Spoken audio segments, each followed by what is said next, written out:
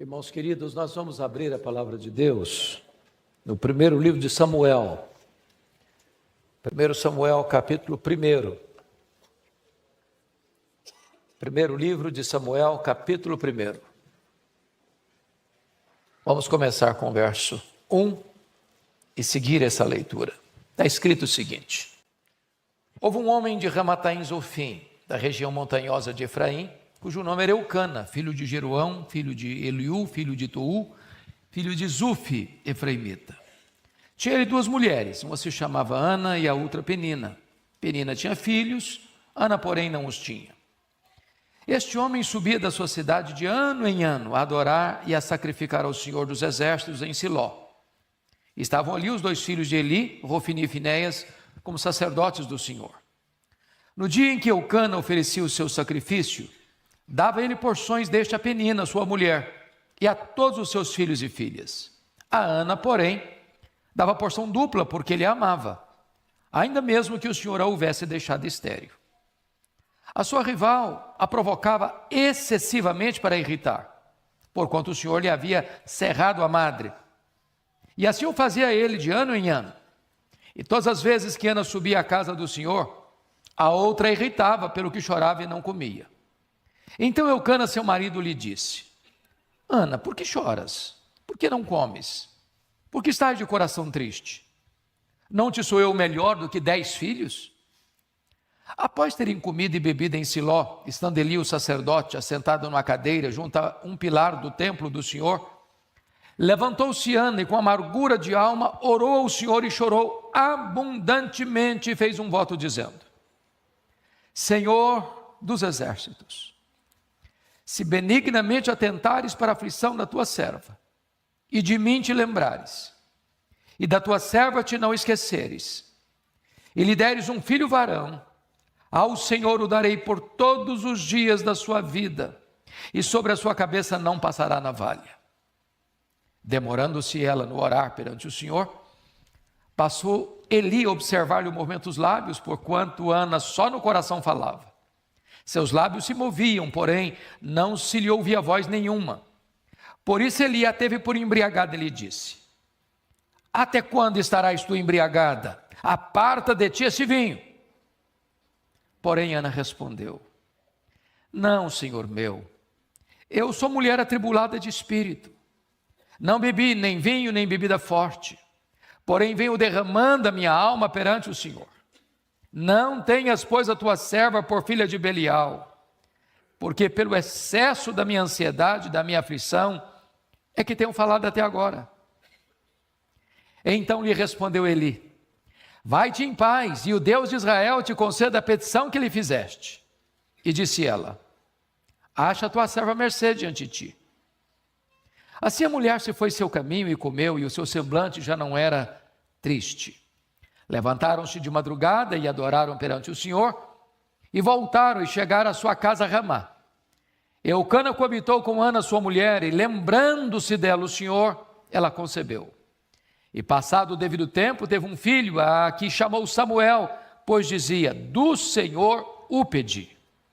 Vamos ao verso 26. Disse ela: Ah, meu Senhor, tão certo como vives, eu sou aquela mulher que aqui esteve contigo, orando ao Senhor. Por este menino orava eu, e o Senhor me concedeu a petição que eu lhe fizera. Pelo que também o trago como devolvido ao Senhor por todos os dias que viver, pois do Senhor o pedi. E eles adoraram ali o Senhor. Amém. Eu quero falar hoje com vocês sobre o tema: nunca desista de seus sonhos. Era o ano de 1952 na Nova Zelândia. Um grande esportista daquele país, chamado Edmund Hillary, nutriu no seu coração um sonho inédito, um sonho audacioso, o sonho de chegar no topo do Pico Everest, a montanha mais alta do planeta, com mais de 8.800 metros de altitude. Ele preparou-se para aquela grande jornada da vida, Mas quando partiu para realizar o seu sonho, ele fracassou. Ele não conseguiu chegar no topo do Everest. Meses depois, ele foi convidado para dar uma palestra em Londres, na Inglaterra. E quando ele chega no auditório, propositadamente as pessoas haviam colocado uma grande gravura do Monte Everest na parede. Ele entrou, olhou para a gravura, baixou a cabeça, cabisbaixo dirigiu-se à plataforma. Quando passaram-lhe a palavra, por um momento ele esqueceu o auditório, voltou-se para a gravura e disse: Monte Everest, da primeira vez tu me derrotaste, tu não podes crescer mais, mas eu ainda estou crescendo, da próxima vez eu te vencerei. 6 meses depois, Edmund Hillary era o primeiro homem na história da humanidade a chegar no topo do Pico Everest, deixando para nós um grande legado. Não desista de seus sonhos. Eu sei que vocês têm sonhos, todos nós os temos. Quem não sonha não vive. Quem desistiu de sonhar, desistiu de viver. Mas é provável que neste auditório haja algumas pessoas aqui que já perderam os seus sonhos mais bonitos pelas estradas da vida.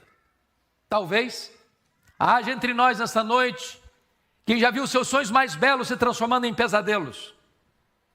Quem sabe até mesmo haja hoje aqui alguém que já desistiu de seus sonhos, já enterrou os seus sonhos, que já colocou no túmulo de seus sonhos uma lápide: aqui jaz os meus sonhos. Pois eu quero encorajar você nesta noite a trazer de volta esses sonhos e a colocá-los na presença de Deus. O Deus Todo-Poderoso está aqui nesta noite. E Ele pode fazer maravilhas na sua vida. E Ele pode ressuscitar os seus sonhos. E Ele pode cumprir os seus sonhos. Esse texto nos fala de uma mulher que tinha um sonho. Sonho legítimo. Sonho bonito. Sonho de ser mãe. Mas o sonho dela está sendo adiado. Diz a Bíblia que ela é estéril. O ventre dela é um deserto. E eu fico imaginando que se Ana vivesse hoje entre nós, ela enfrentaria algumas abordagens, pastor Arivaldo. Acho que a primeira pessoa que chegaria para ela e dizia assim: Joana, você é uma mulher muito crente, você ora muito, mas tem um problema na sua vida. Você está doente. Seu ventre é um deserto. Se você fizer uma análise mais detida, você vai perceber que na sua árvore genealógica deve ter alguma maldição hereditária incrustada aí. Enquanto essa maldição não for quebrada, você não vai ser curado. Só que o problema de Ana não era a maldição hereditária. Se Ana vivesse hoje, talvez alguém chegaria para ela: Ana, ninguém sofre sem causa. Para você estar sofrendo, você deve ter feito alguma coisa errada. Enquanto você não confessar esse pecado, você não vai ser curado. Só que o problema de Ana não era pecado escondido. Se Ana vivesse hoje, talvez alguém chegaria para ela e dizer assim: Ana, deve ter algum demônio da esterilidade escondido aí na sua vida. O que você precisa é ir num culto de libertação. Só que o problema de Ana não era demônio. Confira comigo o versículo 5. Está escrito aí que o próprio Deus a deixou estéril. Veja o verso 6. Está escrito aí que o próprio Deus cerrou a sua madre. De tal maneira que a doença de Ana não tem a ver com maldição hereditária. Não tem a ver com pecado escondido. Não tem a ver com demônio. A doença de Ana tem a ver com Deus. Foi Deus quem a deixou estéril. E isso pode dar um nó na nossa cabeça. Porque a concepção mais comum é que se tem um problema, se tem uma enfermidade, se tem uma doença, isso não pode ter a ver com Deus. E a grande pergunta é: por que Deus adia então os nossos sonhos? E os nossos sonhos mais legítimos? É sobre isso que eu quero conversar com vocês nesta noite. Por que Deus adiou os sonhos de Ana, sendo esses sonhos lindos, belos, legítimos. Em primeiro lugar, Deus adiou os sonhos de Ana, para ensinar a ela uma verdade bendita e gloriosa. E a verdade é esta: o Deus das bênçãos é melhor do que as bênçãos de Deus. A maior necessidade de Ana não era de um filho. A maior necessidade de Ana não era ser mãe. A maior necessidade de Ana era do próprio Deus. Porque o sonho de Ana foi adiado, Ana começa a buscar a Deus como nunca buscara antes. Ana começa a ter experiências com Deus como nunca tivera antes. Às vezes Deus adia os nossos sonhos para nós entendermos que Deus deve ser o primeiro na nossa vida, no nosso coração, na nossa agenda, na nossa vida. Irmãos, nós estamos vivendo uma geração antropocêntrica. Infelizmente, em muitos redutos, o evangelho está se deslocando do teocentrismo para o antropocentrismo. Parece-nos que hoje, muito do que se diz por aí é que a vontade do homem tem que prevalecer no céu, em vez da vontade de Deus ser feita na terra. Passa-se quase a ideia de que Deus é um despachante celestial que tem que sempre estar atendendo à minha vontade soberana. Mas este não é o evangelho. O verdadeiro evangelho é Deus no centro. É a vontade dele sendo feita. É o projeto dele se cumprindo. É a realização do plano dele sendo feito. Então Deus adia os nossos sonhos, para nós entendermos que Ele é o primeiro da nossa vida e Ele tem que ocupar o primeiro lugar no nosso coração. Mas em segundo lugar, Deus adia os nossos sonhos, meus amados, para nós compreendermos que tudo que temos, tudo que somos, veio de Deus, é de Deus e deve ser devolvido para Deus.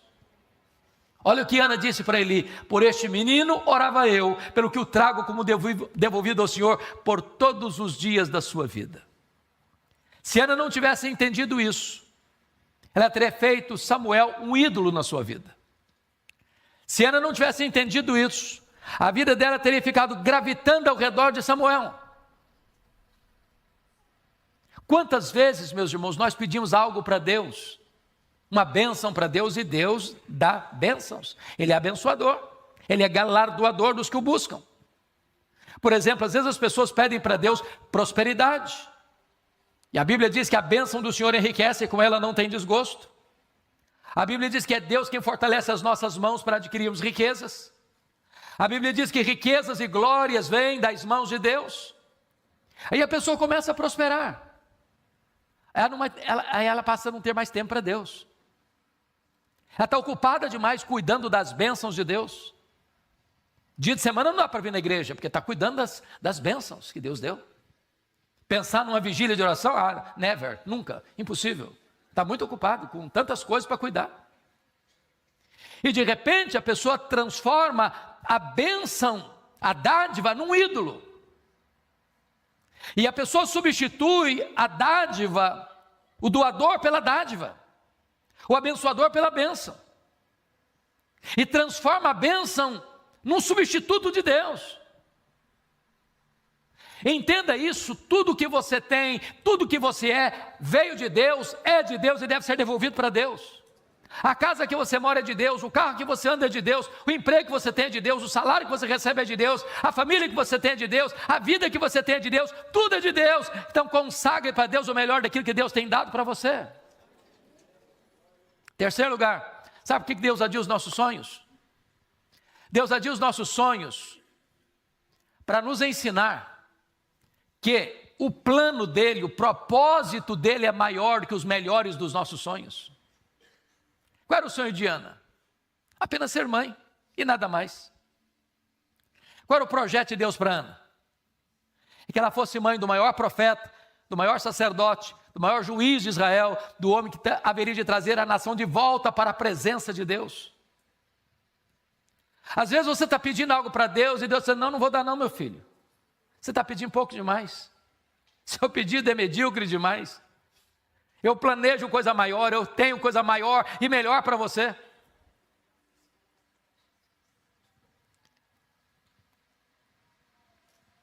Os pensamentos de Deus são mais altos que os nossos. Os caminhos de Deus são mais elevados que os nossos. A Bíblia nos ensina a orar. E foi Jesus quem nos ensinou, dizendo assim: pedi e dar-se-vos-á. Buscai e achareis. Batei e abrir-se-vos-á. Porque todo que pede, recebe. Todo que busca, encontra. Todo que bate, abrir-se-lhe-á. Isso foi o que Jesus ensinou. Às vezes nós entendemos o contrário. Às vezes nós entendemos assim: todo que pede, recebe o que pede. Isso Jesus nunca ensinou. O que ele ensinou foi: todo que pede, recebe. Porque nós não sabemos pedir como convém, diz a Bíblia. Às vezes nós pedimos para Deus uma pedra, pensando que estamos pedindo um pão. Às vezes nós pedimos para Deus uma cobra, pensando que estamos pedindo um peixe. Às vezes estamos pedindo para Deus um escorpião, pensando que estamos pedindo um ovo. Às vezes pedimos para Deus que vai nos destruir, pensando que estamos pedindo que vai nos dar vida. Quando José do Egito estava preso lá, injustamente, ele pediu ao copeiro do faraó para lembrar-se dele. E diz a Bíblia que o copeiro do faraó esqueceu-se dele. Ele ficou mais 2 anos mofando na cadeia. E você pergunta: mas onde está Deus que deixa um filho seu inocente padecer numa prisão imunda? Se Deus tirasse José da prisão quando ele queria sair da prisão, o máximo que ele teria sido era um bom lavador de copos no palácio do faraó. Naqueles 2 anos Deus estava preparando a rampa do palácio para sair da cadeia e ser o governador do Egito. Então, se Deus não está respondendo agora o que você quer, se Deus está adiando o seu pedido, não fique triste, não fique desesperado. Deus está preparando algo maior e melhor para nós, porque não há Deus como nós que trabalha para aqueles que nele esperam.